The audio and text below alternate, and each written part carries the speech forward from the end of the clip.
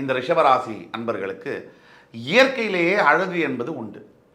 அப்போ இந்த சனி பயிற்சியின் மூலியமாக ஜீவனஸ்தானத்திலிருந்து 11ஆம் இடத்துக்கு வரக்கூடியதுனால முகப்பொலிவு அதிகரிக்கும் அப்படின்னு சொன்னால் நான் மிக இல்லை.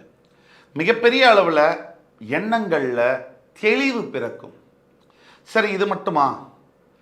நடவடிக்கைகள் பார்த்தீங்கன்னு சொன்னால் சரியான முடிவை தக்க நேரத்தில் எடுக்கக்கூடிய அறிவு, சிந்தனை இதெல்லாம் வரும். தூக்கத்தில் பார்த்தீங்கன்னா நிறைய மாற்றங்கள்.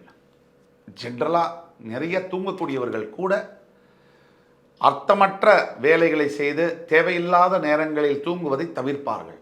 அதே சமயத்தில் சரியான தூக்கம் என்பது நம்ம எல்லாருக்கும் தெரியும். 10 மணி முதல் காலையில் 6 மணி வரைன்னு சொல்லும். அந்த மாதிரி தூக்கங்கள். சரி, இது மட்டுமா? லாபஸ்தானம்னா என்ன? பொருளாதாரம் சார். பணம் இருந்தால் தான் உலகமே இயங்கும். அந்த பணம் இல்லைன்னா எதுவுமே இல்லை. அந்த பணத்தை கொடுக்கக்கூடிய அந்த இடத்துல போய் பாக்கியத்துக்கு அதிபதி போய் உட்கார்றார். அதாவது கை கெட்டினது வாய் கெட்டினா தான் பாக்கியம். அவர் போய் லாபஸ்தானத்தில் உட்காரும் போது, இது நாள் வரை சார் நான் ஒரு 30,000 சம்பளத்தில் வேலை செஞ்சுட்டு இருந்தேன், எனக்கு பெரிய அளவில் வாழ்க்கையில்